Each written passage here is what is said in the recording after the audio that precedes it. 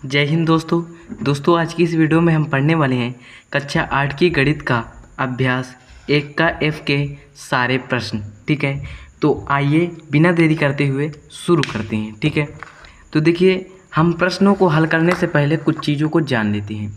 जैसे कि यह चैप्टर जो है तत्समक अवयव और प्रतिलोम से संबंधित है। ठीक है, तो सबसे पहले हम इन अवयवों को पढ़ लेते हैं। ठीक है, तो ये अवयव दो प्रकार के होते हैं। देखिए तत्समक अवयव योग का और गुणा का। ठीक है, देखिए योग का तत्समक अवयव क्या होता है, गुणा का तत्समक अवयव क्या होता है, सबसे पहले जान लेते हैं।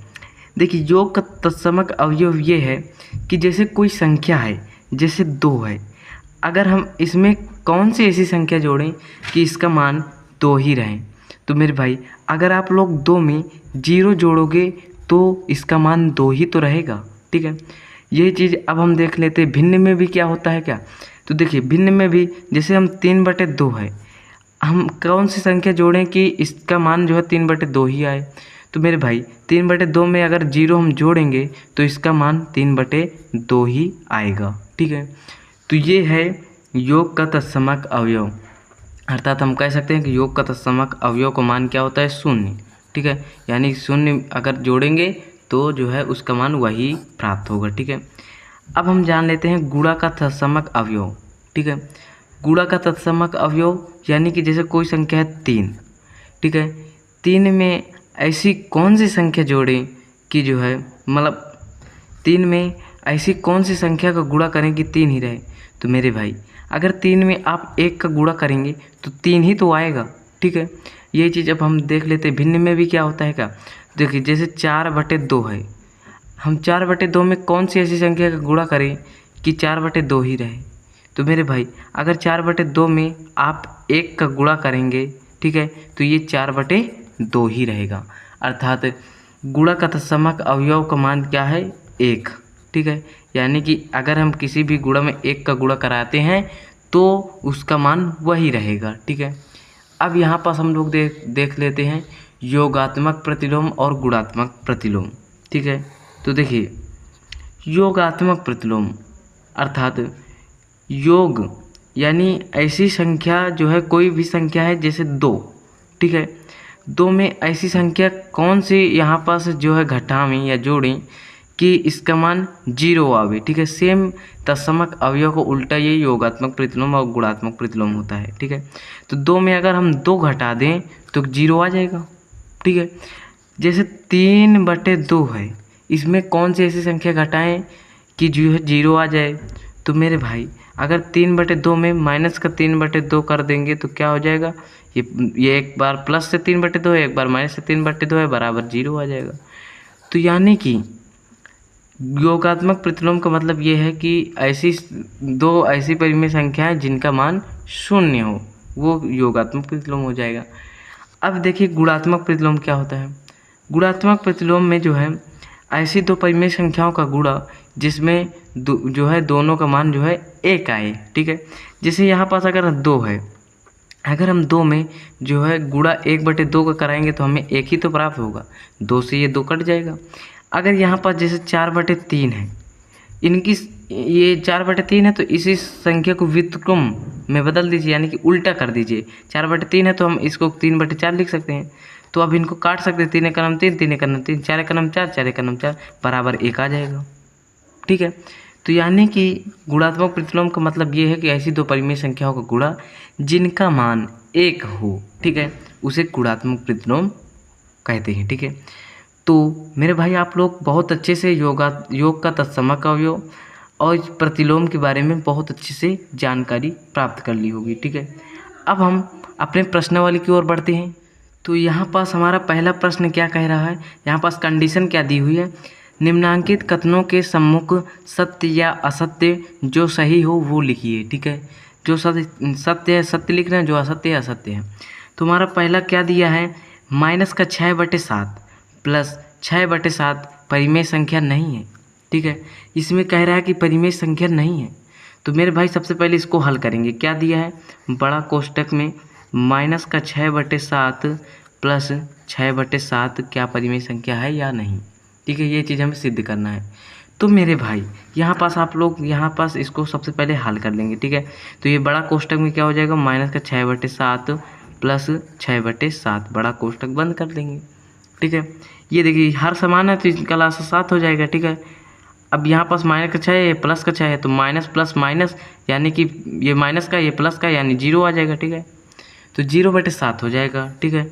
अब 0/7 का मान क्या होता है, 7 का भाग जब 0 में देंगे तो 0 आ जाएगा, अर्थात 0 एक परिमेय संख्या है, क्योंकि हम 0 को 0/1 लिख सकते हैं, ठीक है।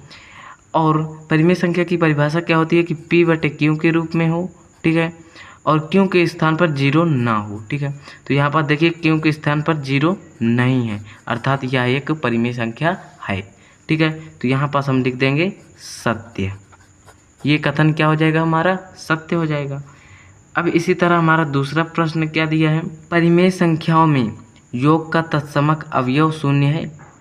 परिमेय संख्या में तत्समक अवयव शून्य है, तो मेरे भाई अभी मैंने आप लोगों को बताया कि किसी भी संख्या में अगर हम शून्य जोड़ते हैं, ठीक है, तो उस संख्या का मान वही रहता है। जैसे अभी मैंने आपको लोगों को बताया, जैसे 3/2 है, 3/2 में अगर हम 0 जोड़ेंगे तो 3/2 ही तो प्राप्त होगा। तो इसके कहने का मतलब यही है। तो हमारा ये कथन क्या हो जाएगा, ये कथन भी हो जाएगा सत्य, ठीक है। तो यहाँ पास अब हमारा तीसरा क्या कह रहा है, परिमेय संख्या 0 का योगात्मक प्रतिलोम नहीं होता, ठीक है। 0 का योगात्मक प्रतिलोम, योगात्मक प्रतिलोम का मतलब क्या है कि ऐसी संख्या को जो है जोड़ें कि उनका मान 0 आ जाए। तो देखिए 0 में अगर हम 0 को जो है घटा देंगे, ठीक है, ये जोड़ देंगे तो हमें 0 ही तो प्राप्त होगा, अर्थात यहाँ पास क्या दिया, परिमेय संख्या 0 का योगात्मक प्रतिलोम नहीं होता, 0 का योगात्मक प्रतिलोम होता है। 0 का योगात्मक प्रतिलोम क्या होता है, 0, ठीक है। तो यह कथन क्या हो जाएगा, असत्य हो जाएगा, ठीक है, यह असत्य हो जाएगा। अब यहाँ पास चौथा क्या कह रहा है, किसी ऋणात्मक परिमेय संख्या का योगात्मक प्रतिलोम एक धनात्मक परिमेय संख्या होती है, अर्थात इसके कहने का मतलब ये है, ऋणात्मक प्रतिलोम परिमेय संख्या क्या होती है, जैसे ऋणात्मक परिमेय संख्या जैसे माइनस का 3/2 ले लिया, ठीक है। तो इनमें क्या हो जाएगा, यहाँ पास हम क्या कह रहा है कि योगात्मक प्रतिलोम एक धनात्मक परिमेय संख्या होती है। तो योगात्मक प्रतिलोम का मतलब ये है कि ऐसी संख्या को घटाएं कि जो है उनका मान 0 आ जाए। तो -3/2 में जो है यहाँ पास माइनस कर देंगे, अगर -3/2 में माइनस का 3/2 यहाँ पास कर लें, ठीक है, तो यहाँ पास इसका मान 0 आ जाएगा। देखिए तो ये क्या हो जाएगा, -3/2 हमने क्या घटाया, माइनस क्या घटाया, -3/2 घटाया, ठीक है।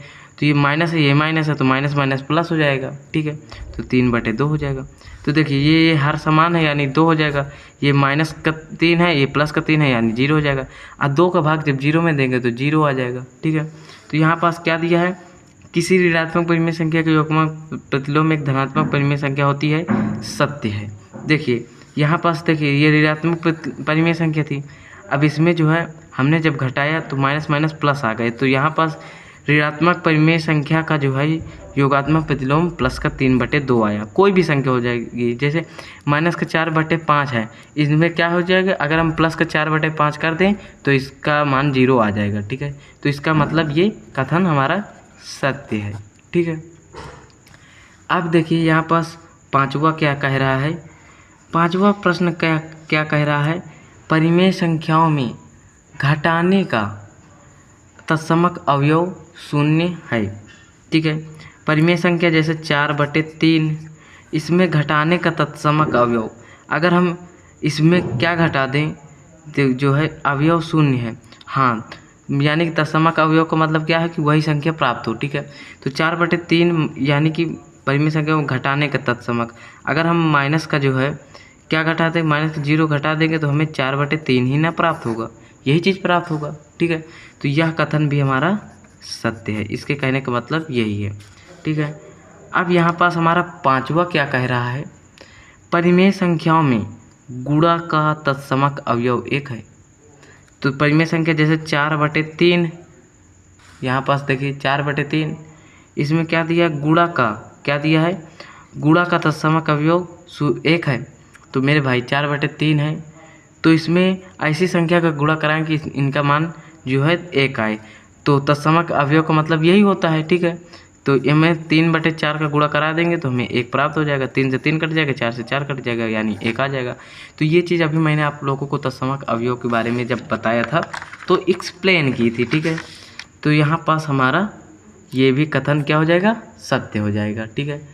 हमारा 7वां क्या कह रहा है, एक ऋणात्मक परिमेय संख्या का गुणात्मक प्रतिलोम एक ऋणात्मक परिमेय संख्या होती है। ऋणात्मक परिमेय संख्या यानी कि जैसे -3/2 ये ऋणात्मक परिमेय संख्या है, ठीक है। इसमें गुणात्मक प्रतिलोम एक ऋणात्मक परिमेय संख्या होती है। तो गुणात्मक प्रतिलोम का मतलब ये होता है कि ऐसी संख्या का गुणा जिसका मान 1 हो, ठीक है। तो -3/2 में हम लोग जो है प्लस का जो है यहाँ पास किसका गुणा करेंगे, गुणे -3/2 है, तो इसमें जो है माइनस की ही संख्या का गुणा करेंगे। तो इसका उल्टा क्या हो जाएगा, 3/2 का उल्टा क्या हो जाएगा, 2/3। ये माइनस है तो माइनस हो जाएगा, ठीक है। अब इन्हें काट दीजिए, 2 से 2 कट जाएगा, -3 से -3 कट जाएगा, यानी 1 आ जाएगा। तो इसमें क्या किया है कि ऋणात्मक परिमेय संख्या का गुणात्मक प्रतिलोम एक ऋणात्मक परिमेय संख्या होती है। तो देखिए यहाँ पास -3/2 था, यहाँ पास भी 2/-3 आया, यानी कि एक ऋणात्मक परिमेय संख्या होती है। अर्थात यह कथन हमारा क्या हो जाएगा, सत्य हो जाएगा, ठीक है।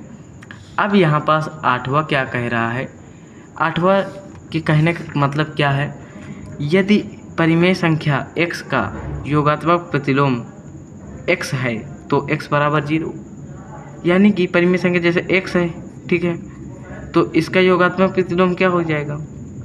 तो योगात्मक प्रतिलोम का मतलब ये है कि ऐसी संख्या को जो है घटाएं कि 0 प्राप्त हो। तो अगर x का योगात्मक प्रतिलोम यहाँ पास x दिया है तो यहाँ पास माइनस अगर x कर देंगे तो 0 आ जाएगा। तो x में से x घटाएंगे 0 तो आएगा। तो यहाँ पास क्या दिया, x बराबर 0, अर्थात यह कथन क्या हो जाएगा, हमारा सत्य हो जाएगा, ठीक है।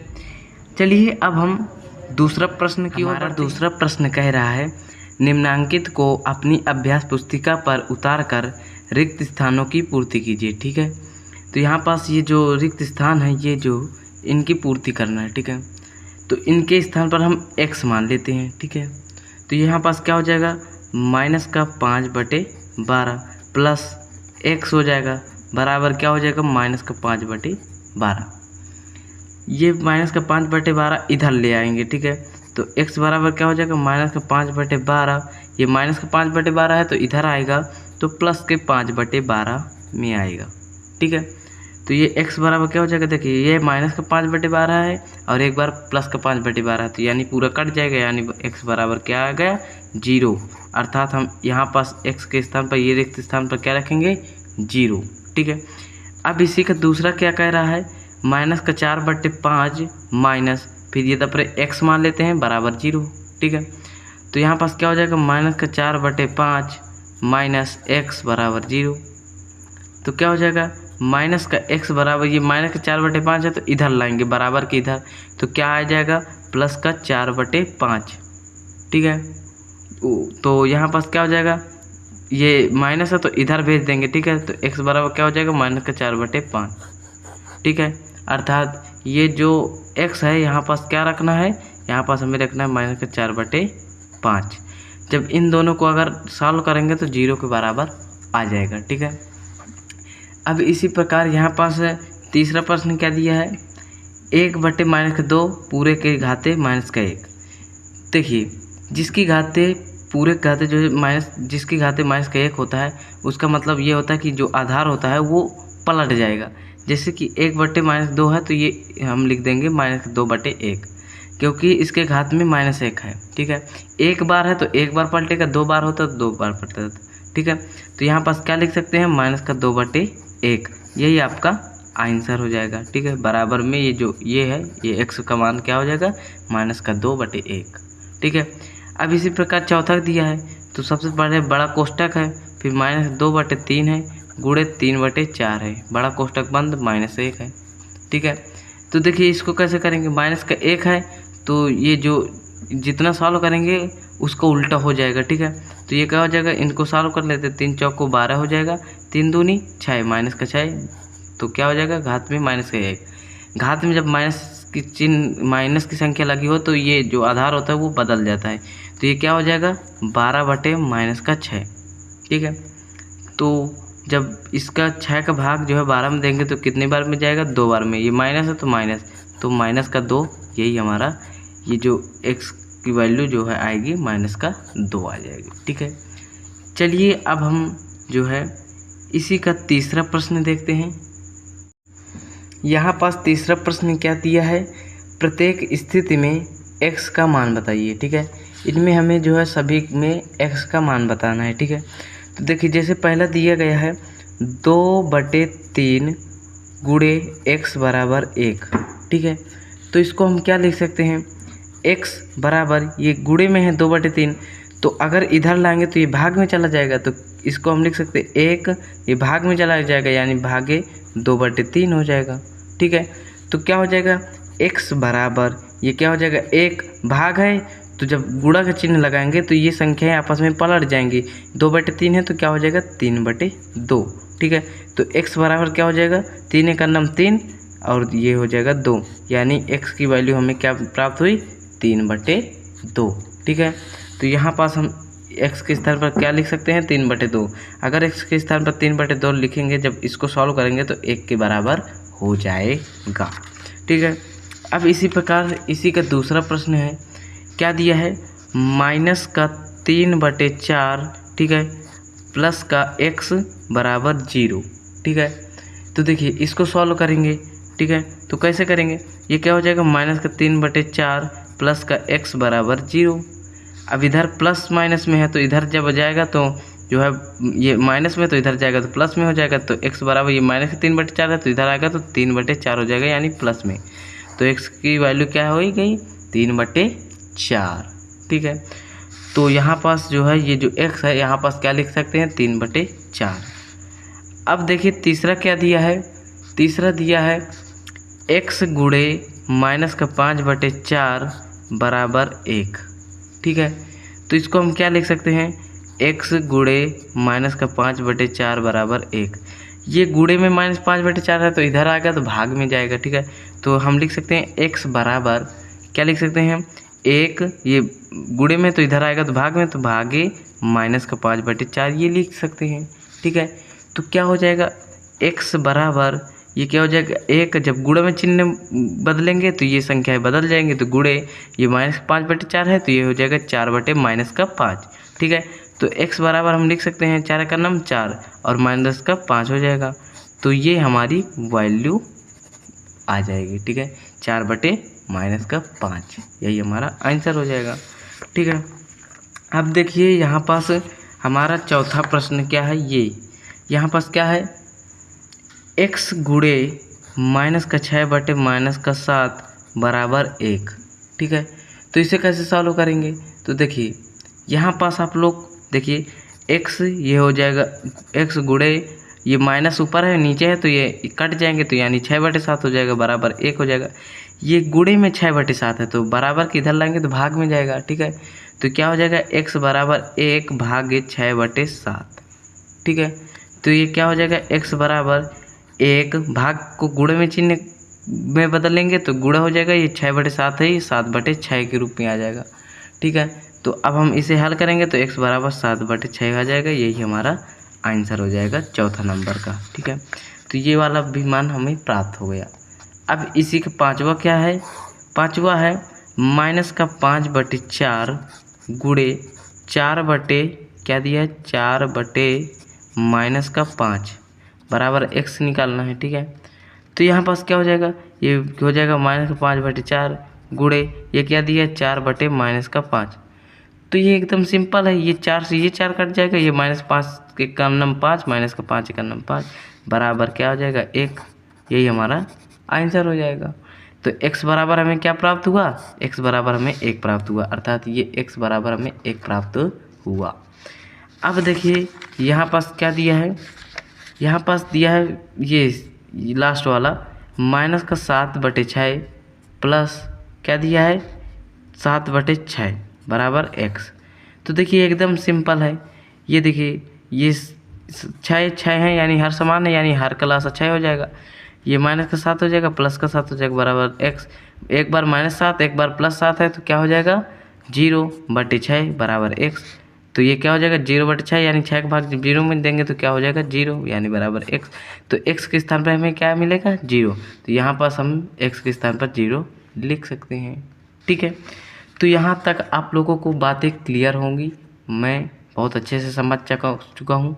ठीक है, तो अब हम इसी का चौथा वाला प्रश्न देखते हैं।